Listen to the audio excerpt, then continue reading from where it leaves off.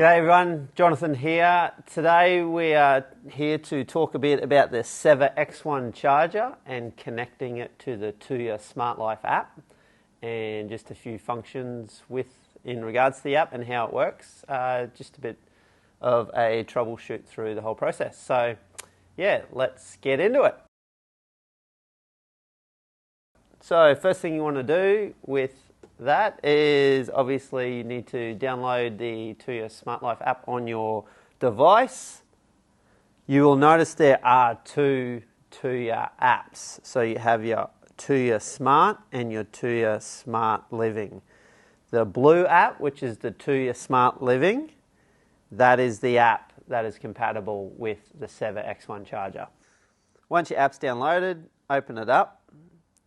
You'll be asked if the app can send you notifications. If you want to be notified when your charging is completed, you'll need to allow the app to send you notifications.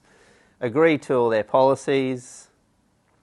So you'll need to log in, sign up, or you can continue on as a guest. So we'll need to log in if you already have an existing Tuya Smart Life account, or sign up yourself. But you can't continue on as a guest. You can use the X1 charger with the app as a guest. The benefit to logging in to an account is that you're able to share the device with other people within the house if you need to in the future. So we'll log in now.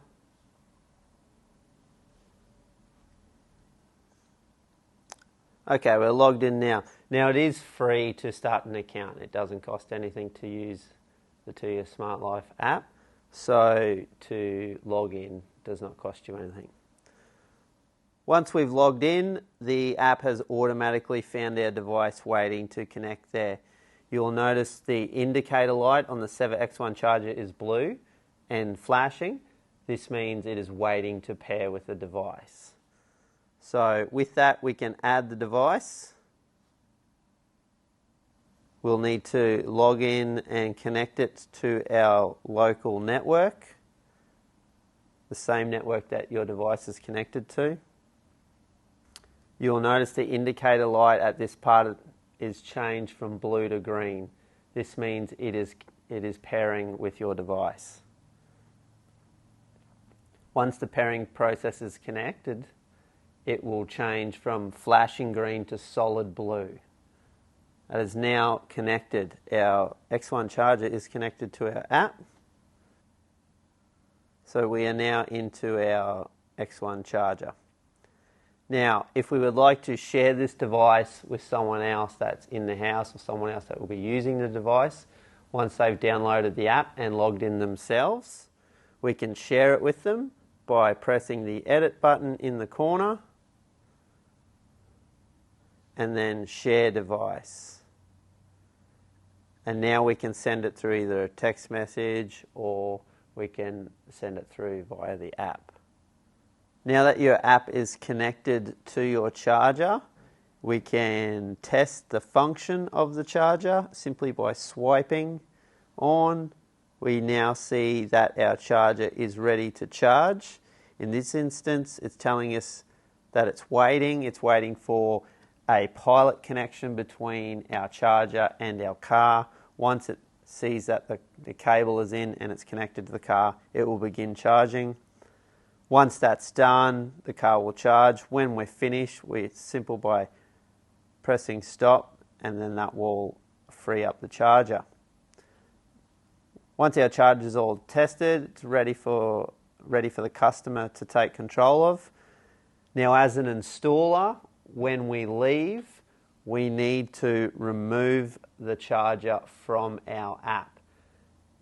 Once you've installed this and you've commissioned it through your own app, if you leave with the app still connected to your charger, your device will be the main device for that charger, rendering it unavailable for the customer themselves.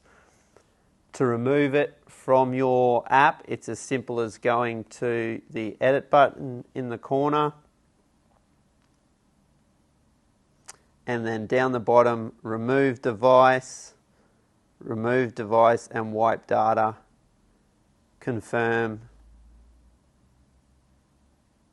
That Sevr X1 charger is now removed from our Tuya Smart Life app, and we're ready to go on to our next install. Once our app is connected to our device, we can now start charging our vehicle. There are 4 different charging modes we can use with the Sevr X1 charger through the app. These can be found by selecting our charging mode here. Our first is real-time charging, then quantitative, then fixed time charging, and then delayed charging. Our first charging mode is real-time charging. That's as simple as switching the charger on and letting it charge for as long as you like or until the vehicle is fully charged. The second is quantitative charging. Quantitative charging is charging a certain amount of kilowatt hours. So that can be pre-selected in this here. You put the value you would like in. In this instance, we can only add 10 kilowatts. That will charge the vehicle until 10 kilowatts of power is charged into the battery. Once that's done, the charger will cease to charge. The next charging mode is fixed time charging. With fixed time charging, we can set a certain time for the charger to charge. So if you have an electricity account where you're charged a peak, shoulder and off-peak rate, you can choose the times that you want the charger to work. Simple as by setting the time you would like it to start. In this instance, we could say 8 a.m. to 4 p.m. and the charger would only charge between those hours. Once it reaches 4 p.m. in the afternoon, the charger would switch off. The next is delayed charging. Delayed charging is as simple as delaying the start of your charging cycle. That can be set in here to any amount of time. So in this instance, we could set it to charge 3 hours from now, which would be at 3:58 in the afternoon. Your pre-selection of your charging mode will be indicated by the tick on the corner. Whichever these are will be selected and will be as the tick in the corner. When you go back to the main screen, it will tell you what charging mode you're in. We can now look at charging records. The app has the ability to plot the data of how much charge has gone through your X1 charger.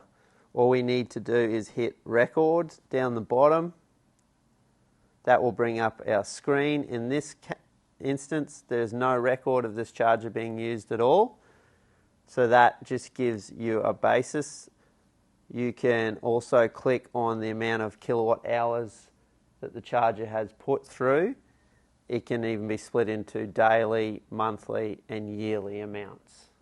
Charging faults will appear on the screen at the top of the app. A warning indicator notification will come at the top of your charge pile there. It will specifically tell you what the charging fault is. That way it will help in rectification of this fault. Some of the main messages that will appear at the top of the screen will be voltmeter fault, control pilot fault, input UVP, input OVP, OTP, OCP, ground fault, relay fault, RCD abnormal, RCD self-test fault. If you receive any of these fault notifications, please contact your licensed electrician to solve any of these charger faults. Some other settings that are available inside the app to control your charger are available down in your settings app. The first one we have here is schedule charging management. With that, it will tell you the amount of hours which can be scheduled for any one charge. In this instance, it is limited to 4 hours per charge.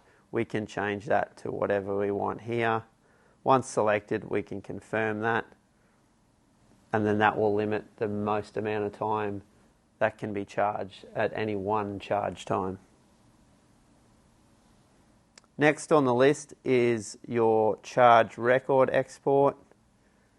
You can export your charge data for the certain amount of time which is listed here. Simply enter your email and export that data. Next up, a very important one, is charge currents.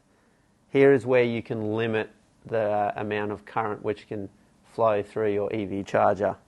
This setting will then dictate the amount of kilowatt hours your charger puts out. In this instance, our X1 charger requires 32 amps to output 7 kilowatts. This can then be limited by our charge rate. In Queensland, we are limited to 20 amps for a device. This can be controlled here. Within the app, confirm our X1 charger is now limited. Our next is our alarm settings. Any faults we have received along the way for the X1 charger will be logged then within our alarm record. They will all be stated here once to keep documentation. Some useful other information is the current temperature running through our charger, the amount of positive active power running through there at that time, as well as our current CP state. The firmware of the charger will be updated to fix bugs and optimize functions regularly, and you can choose to update or cancel, but some of the effects on the use of the charger cause mandatory updates. Otherwise, the app will not be available to use.